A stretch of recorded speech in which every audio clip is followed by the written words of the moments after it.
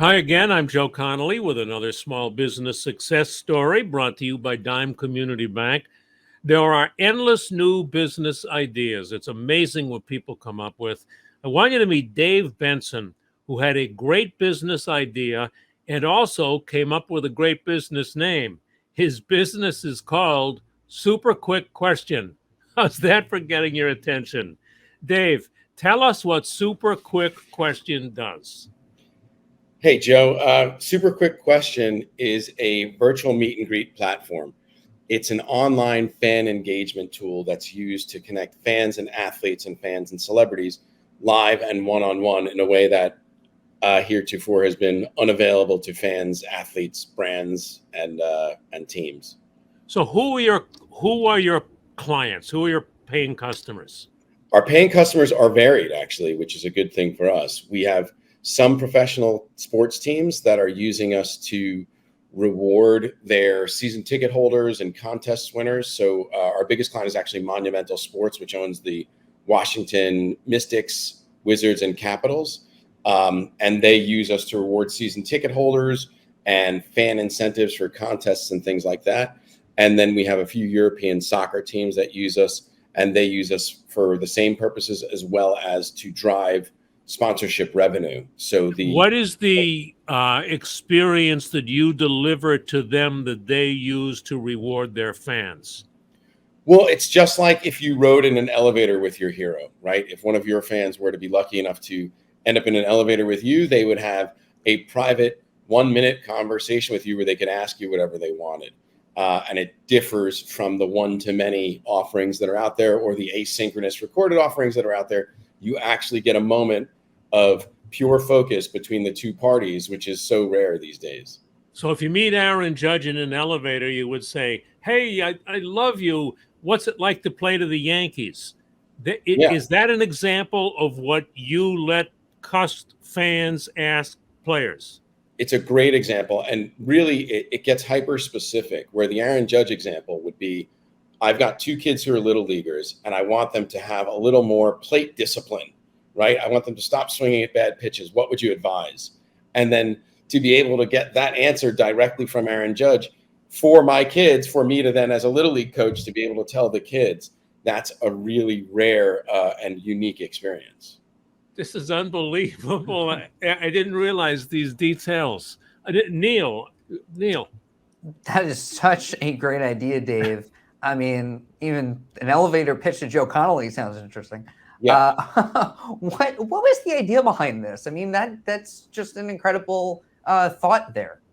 Well, so thank you. And my career actually came up many years ago. I worked for WCBS News Radio 880, and then I went into sports media. I was working for Bleacher Report. I did some work for ESPN and a few other places, and then made a shift, and I was working for IBM in the tech sector. So IBM has loads and loads of smart people with lots of things to say, and I found that all the meetings were too long. And I talk relatively quickly. This is me slowing down for radio, but I was not really loving the idea of half-hour meetings all the time. So I would always just go over to somebody's desk, or I'd send a message saying, "I'm going to come over your desk. It'll be done in exactly 1 minute." And having come up in radio, I have the benefit of knowing how long I've been talking for, right? So I would go over to somebody's desk, and I would know that I can actually make a conversation take a minute. And that became the origin story for building this product with some developers, originally designed to basically eliminate the glut of unnecessary meetings. And then we shifted from that. We shifted focus because we started finding traction in the sports space. So now, as we're growing in the sports space, we're going to branch out to our original purpose, which is also helping people communicate better at the workplace. and Neil, Dave, before you ask another Go one, I just want to pick up on this because it says here in my research on you that you originally started this business to eliminate endless email chains and long, dreadful meetings. That's So right. this is such a great example of a business that started, maybe was doing okay, whatever, but the first business led them to this entirely new business. Yeah, that's exactly right. And, people overuse the term pivot, and I try not to say that we pivoted, but, it's not necessarily a bad word, right? Rigidity can be really hamstringing. And what we found was that the traction early, we're a small company, we're a 4-person company at the moment. So what we found was that the traction in the beginning was that with sports teams. So we played the hot hand, and that's what we kept kind of doubling down on. And then as we grow, we're growing into the music space, authors, faith, endless verticals for us are on the horizon as we grow. Neil. Here's a secret. Nobody likes meetings. None of us do. In fact, I remember Mark Cuban telling Joe and myself on a WCBS business breakfast that he refuses to do meetings. He does everything by email. You're trying to eliminate both. I see in your website you have a lot of big corporate clients, Pepsi among them. So what's the feedback you've gotten from them, and how has that forced you to adapt or pivot, to use an overused term? We live in a different world than we did 5 years ago, 5 months ago. And being agile is a strength for us.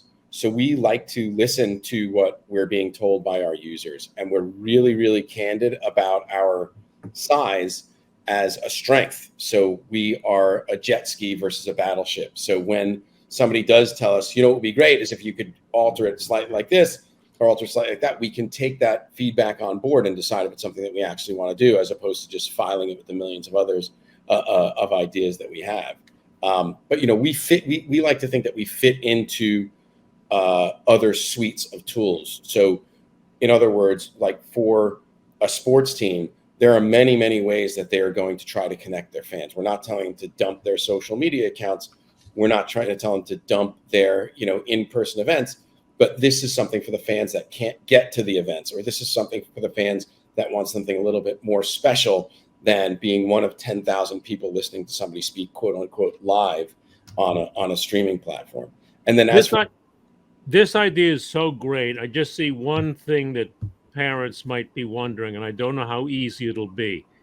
They want their kid to ask a question of Aaron Judge, but they have to go through a sports team, right? Can you arrange it for the parent? How can parents who want to give their kids this opportunity reach you? Or is that not how it works?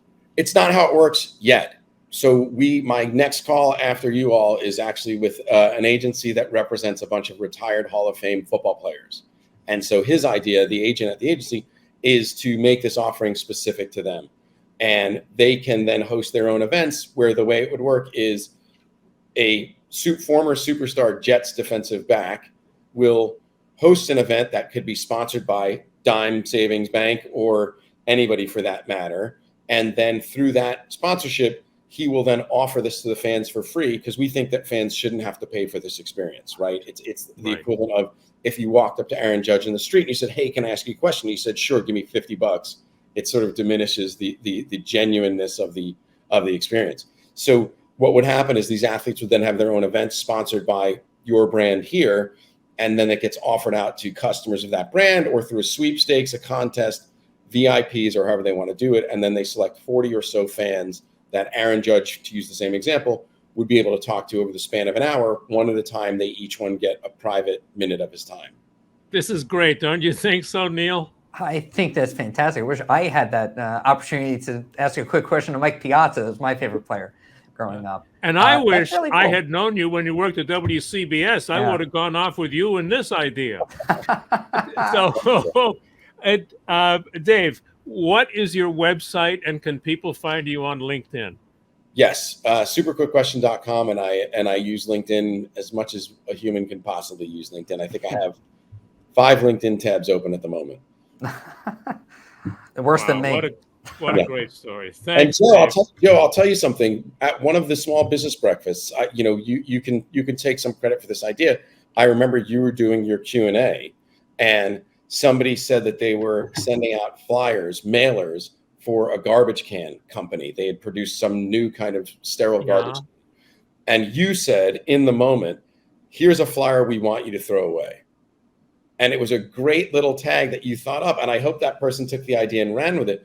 But that whole interaction took 25, 30 seconds, so it's just the little moments of expertise. When you have an expert like yourself, you're able to distribute that expertise in really short amounts of time, because you know the answer, and then you just got to deliver it. And it's really a nice way to be able to share your experiences. Thank you for making my day, Dave. Good luck. My pleasure. Thank you both.